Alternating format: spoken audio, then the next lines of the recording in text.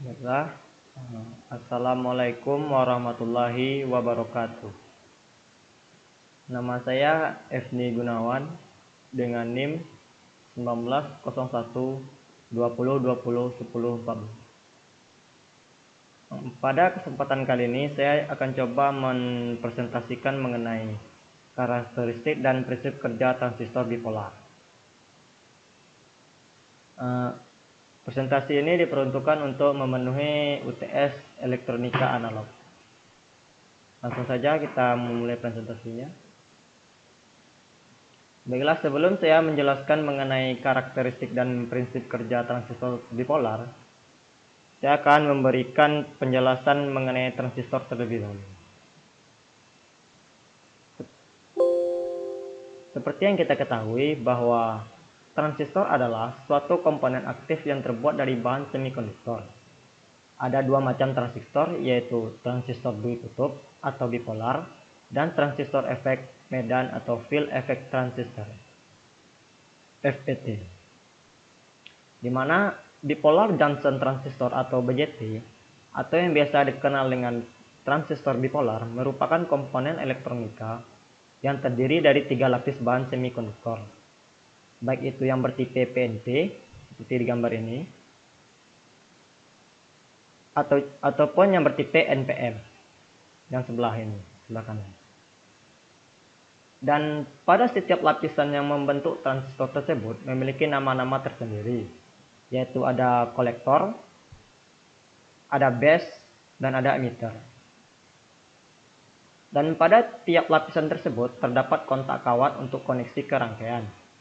Simbol skematik transistor tipe PNP dan NPM ini bisa terlihat pada gambar di samping ini, di mana untuk gambar A ini merupakan tipe transistor PNP, dan untuk gambar B dan untuk gambar C merupakan tipe transistor NPM. Kemudian transistor bipolar disebut bipolar. Kenapa? Karena aliran utama elektron yang mengalir melewati transistor berlangsung dalam dua tipe. Tipe bahan yang pertama yaitu semikonduktor, yaitu P dan N, sebagai arus utama yang mengalir dari emitor ke kolektor, atau sebaliknya. Seperti yang kita lihat di gambar ini, arus yang mengontrol dan arus yang dikontrol akan selalu melewati kawat emitter, dan aliran elektron mereka selalu mengalir melawan arah panah transistor.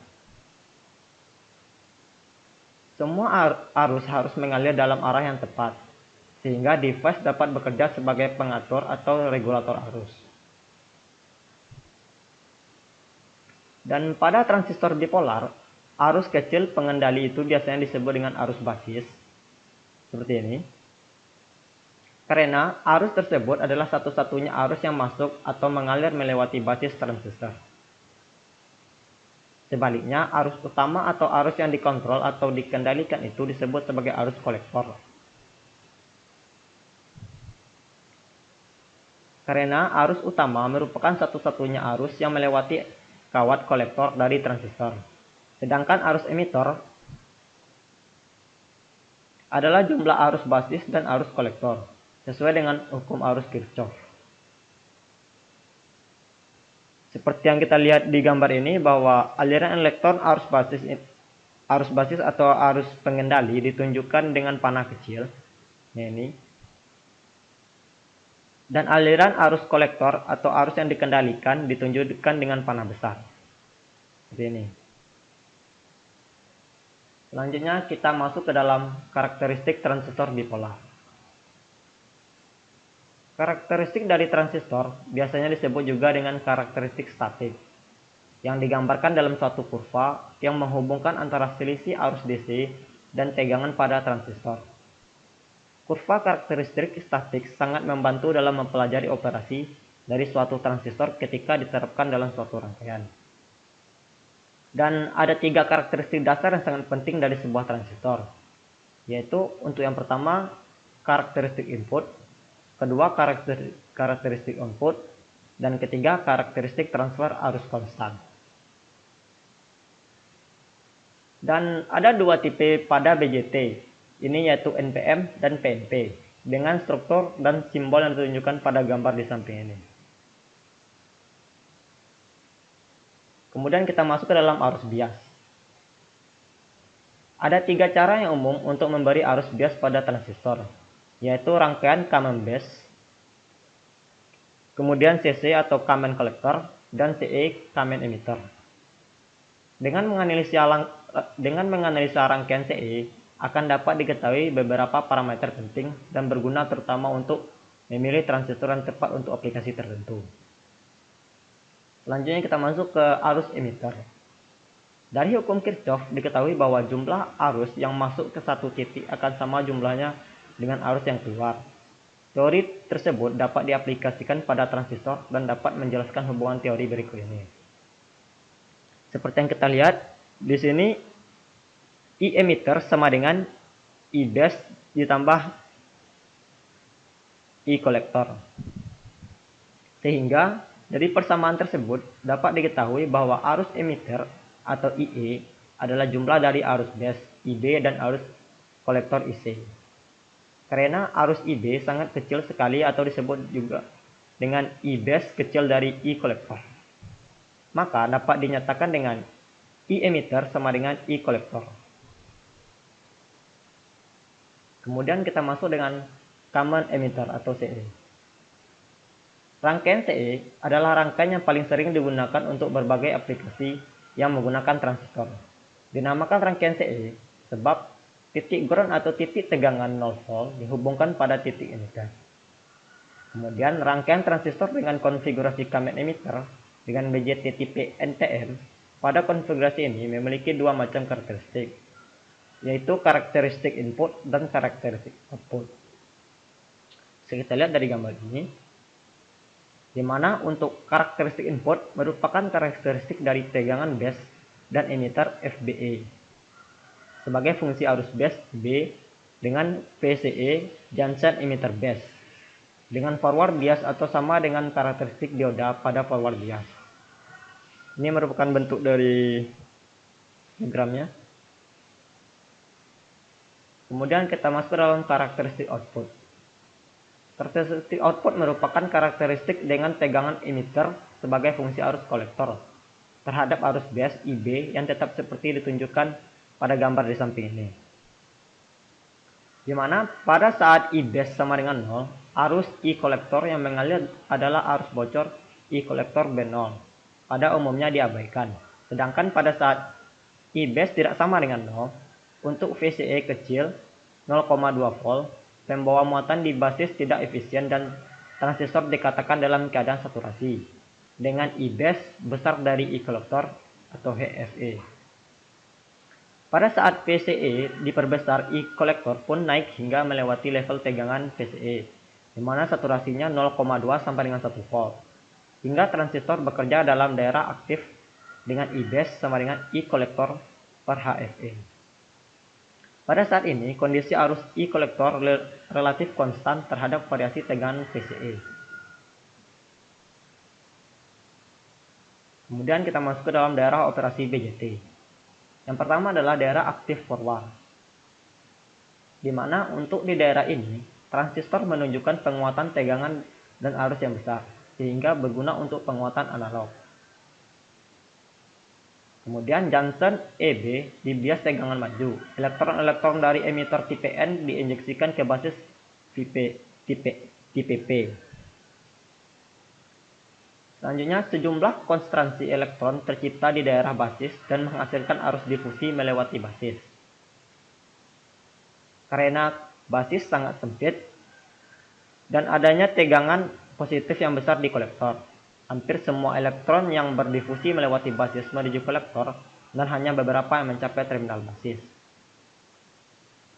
Di mana untuk I emitter sama dengan I base ditambah I kolektor, dan I kolektor sama dengan AI emitter, di mana A berharga mendekati 1 yang biasanya bernilai 0,99. Kemudian untuk I kolektor sama dengan beta I base, di mana beta sama dengan A per 1 dikurang A. Arus emitter adalah I emitter sama dengan IS EQ pangkat FBE per NKT dikurang 1 sama dengan I kolektor, di mana Q per NKT sama dengan 26 MV pada 300 derajat Kelvin. Yang kedua adalah daerah aktif reverse, di mana struktur BJT terlihat simetri, tetapi doping campuran dari emitor dan kolektor sangat simetri. Kemudian hal ini menyebabkan arus basis pada mode forward dan reverse menjadi sangat berbeda, menghasilkan PR yang jauh lebih kecil dibandingkan BF. Yang ketiga, daerah cutoff, di mana untuk daerah cutoff ini kedua junction di bias reverse. Kemudian BJT berlaku seperti saklar terbuka. Selanjutnya kita masuk ke dalam daerah saturasi. Untuk daerah saturasi, kedua junction di bias forward sehingga arus kolektor menjadi saturasi dan tegangan kolektor mencapai nilai minimum yang disebut dengan PCE start. Kemudian pada saat saturasi I kolektor kecil dari BFIB, rasio I kolektor per BF menunjukkan arus basis yang diperlukan untuk menjaga operasi transistor pada daerah forward aktif. Jika arus basis melebihi harga yang diperlukan untuk operasi daerah forward aktif, transistor ini akan menjadi saturasi. Selanjutnya kita masuk ke dalam prinsip kerja transistor dipolar. Persimpangan atau junction BE adalah bias maju dan junction CB adalah bias terbalik. Lebar wilayah penipisan persimpangan CB lebih tinggi daripada persimpangan BE, di mana bias maju di persimpangan BE mengurangi potensi penghalang dan menghasilkan elektron untuk mengalir dari emitor ke base dan dasarnya tipis dan sedikit diolah, memiliki lubang yang sangat sedikit dan jumlah elektron yang lebih sedikit dari emitor. Sekitar 2% yang bergabung kembali dalam daerah dasar berlubang dan dari terminal base akan mengalir keluar. Ini memulai aliran arus base karena kombinasi elektron dan hole, jumlah elektron tersisa akan melewati persimpangan kolektor bias terbalik untuk minimisasi arus kolektor. Dengan menggunakan hukum Kirchhoff 1 dikurang arus KCL, kita dapat mengamati persamaan matematika dengan persamaan matematikanya, yaitu I emitter sama dengan I base ditambah I kolektor.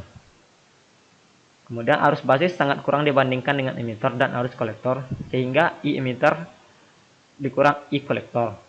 Di sini operasi transistor PNP sama dengan transistor NPN. Satu-satunya perbedaan hanyalah hole bukan elektron. Diagram di samping ini menunjukkan transistor PNP dari wilayah mode aktif. Diagram ini menunjukkan transistor PNP dari wilayah mode aktif. Selanjutnya kita masuk ke dalam bipolar junction transistor atau BJT. Ini merupakan komponen semikonduktor yang terdiri dari 3 terminal atau kaki semikonduktor, yaitu basis, kolektor, dan emitter. Transistor ini kerap digunakan sebagai penguatan sinyal listrik pada saklar digital. Dan umumnya kaki atau terminal basis dan emitter mempunyai tegangan listrik sebesar 0,5 hingga 0,7, yang artinya memerlukan tegangan listrik minimal antara 0,5 hingga 0,7 volt sebagai pembuat arus listrik mengalir melewati kaki emitter ke basis dan kolektor ke basis. Secara teknis, prinsip kerja sebuah transistor BJT merupakan komponen aktif dengan 3 terminal yang berasal dari bahan semikonduktor. Kemudian berbeda sehingga dapat bertindak sebagai isolator atau konduktor dengan menggunakan tegangan maupun sinyal yang kecil. Ini ada beberapa link referensi dari materi yang telah saya jelaskan. Mungkin demikianlah hasil penjelasan mengenai karakteristik dan prinsip kerja transistor bipolar. Kalau ada salah dan janggalnya saya mohon maaf. Dan saya akhiri dengan Assalamualaikum warahmatullahi wabarakatuh.